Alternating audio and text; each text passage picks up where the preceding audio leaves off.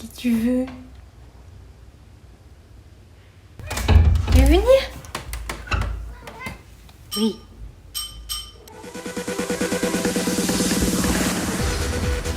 Aujourd'hui on se retrouve pour une petite vidéo sur mes looks de la semaine parce qu'en fait vu qu'il a fait vachement plus chaud que les semaines précédentes, j'ai pu mettre des pièces que je pensais pas mettre là à l'automne et que du coup j'ai pas montré dans ma vidéo garde-robe d'automne.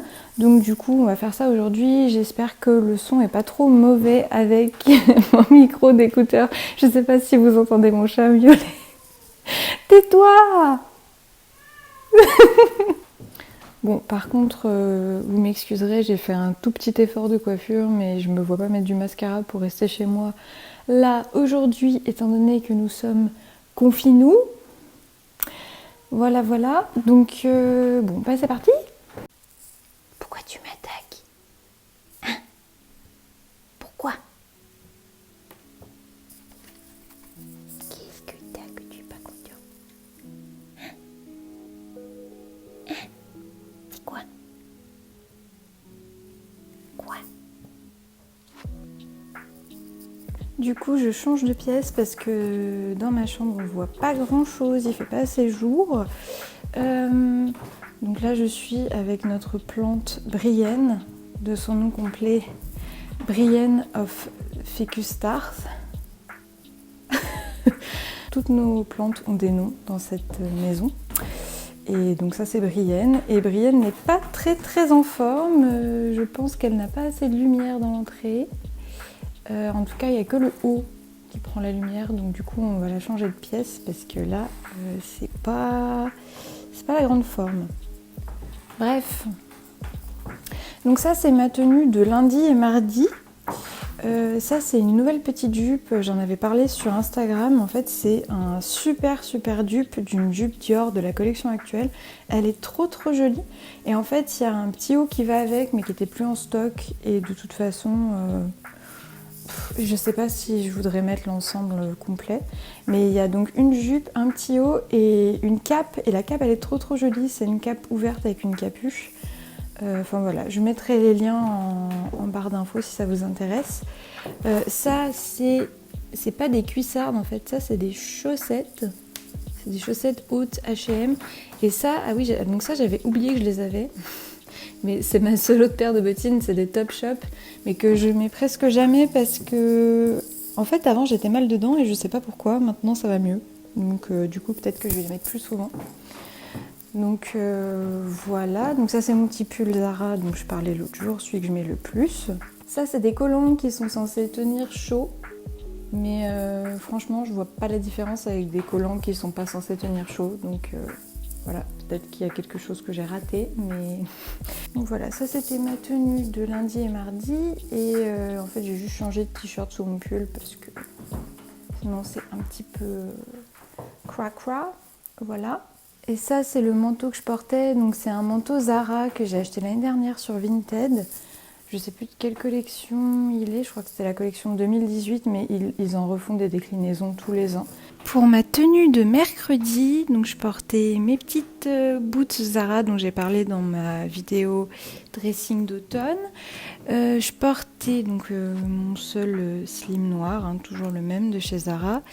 Et ce manteau Mango, alors je sais plus si je l'avais montré dans mon lookbook parce que je sais que j'avais tourné des plans avec, mais il me semble que je les ai pas gardés. Donc ça c'est un petit manteau que j'ai acheté il y a 2 ans je crois pendant le Black Friday. Voilà, je m'en lasse pas, je le trouve vraiment très joli. Et en dessous, je porte mon sweat Anine Bing, c'est ma seule pièce Anine Bing. Et c'est un sweat que j'adore, il est trop bien coupé, super confortable.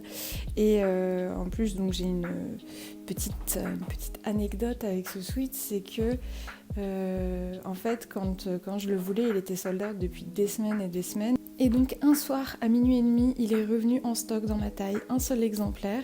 Donc du coup j'ai sauté dessus et je l'ai acheté. Sauf que en fait, à Ninbing il y a 2 sites. Il y a un site européen et il y a un site américain. Et sur le coup, j'ai pas fait attention sur lequel j'avais commandé puisque j'avais même pas fait attention au fait qu'il y avait 2 sites. Et du coup, premier moment de panique, quand je re-rentre mon adresse mail pour me créer un compte, en fait je trouve pas ma commande. Et deuxième moment de panique, c'est que je regarde les petites lignes tout en bas du détail de ma commande qui disent très clairement que pour toutes les commandes passées sur le site américain livrées en France, il y a 100 € de frais supplémentaires pour la livraison.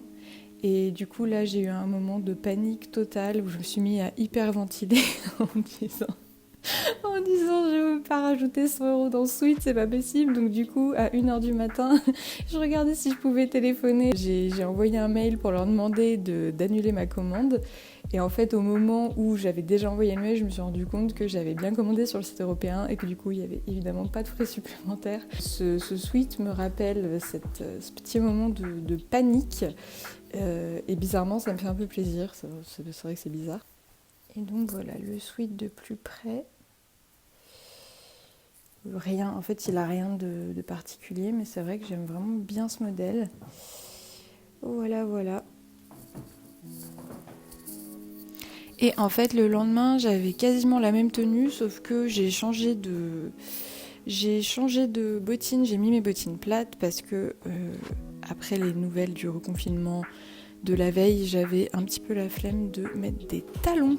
Enfin, pour ma tenue du vendredi, vu qu'il faisait vraiment beaucoup plus chaud que le reste de la semaine, j'ai pu remettre un de mes jeans coupé plus court. Et alors j'avais encore mon manteau mango, mais là j'ai vraiment trop chaud pour le mettre. Donc je portais ce petit pull H&M que j'ai acheté l'an dernier, je crois. Il y a peut-être même 2 ans aussi. Je dirais quand même l'an dernier. Donc ça, ce n'est pas un collier Céline, c'est un collier Urban Outfitters. Et ça, c'est un petit collier Cézanne. Je sais plus comment il s'appelle, je crois que la chaîne c'est Irma. Et la petite breloque, je sais plus comment ça s'appelle, je mettrai les liens si c'est encore disponible parce qu'avec Cézanne c'est toujours un petit peu compliqué. Donc pull H&M, jean H&M, c'est vraiment pas un jean qui est très très joli, mais c'est le plus confortable que j'ai parce qu'il a de l'élastane, contrairement à tous mes autres jeans. Donc en général quand je sais que je vais devoir passer pas mal de temps assise, je mets ce jean là. Et en chaussures, j'ai donc mes mocassins. Et oui, ce sont bien les mocassins Gucci, les classiques, les Jordan. Donc c'est des mocassins que j'ai achetés il y a un petit moment déjà. Donc ça, je ne saurais pas trop dater, mais je dirais 2-3 ans. La plupart des gens qui font des reviews de ces mocassins disent qu'il faut prendre une taille en dessous. Mais en fait c'est parce que les tailles Gucci ce sont les tailles italiennes, donc un 35 italien ça équivaut à un 36 français en chaussures, mais malgré ça ils disent qu'il faut prendre une demi-taille voire une taille en dessous en plus parce que ça taille très grand. Donc moi j'ai écouté ce conseil et j'ai pris une demi-taille en dessous, donc moi je fais un 36. Donc au lieu de prendre un 35, j'ai pris un 34,5 et je dois dire qu'elles sont un tout petit peu justes. Vraiment un chouïa, rien de grave, ça m'empêche pas de les mettre. Mais du coup, moi je sais pas si vous comptez les acheter, si je vous conseillerais de descendre d'une demi-taille parce que je trouve qu'elles taillent normalement. L'autre chose à savoir, c'est qu'elles grimpent en prix tous les ans de plusieurs dizaines d'euros. Donc du coup, si elles vous intéressent vraiment,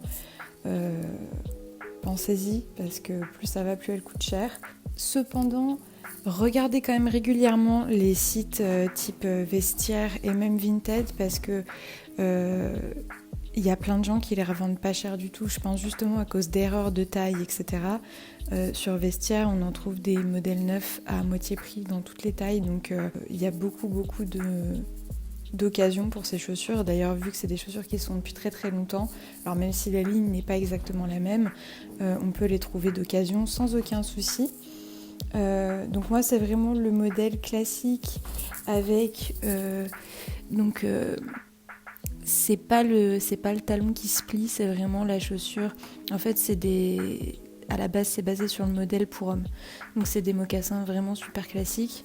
J'avais vraiment beaucoup hésité entre celle-ci et les Brixton qui ont donc le talon qui s'aplatit et je voulais pas forcément les porter comme ça, mais juste elles étaient censées être plus confortables.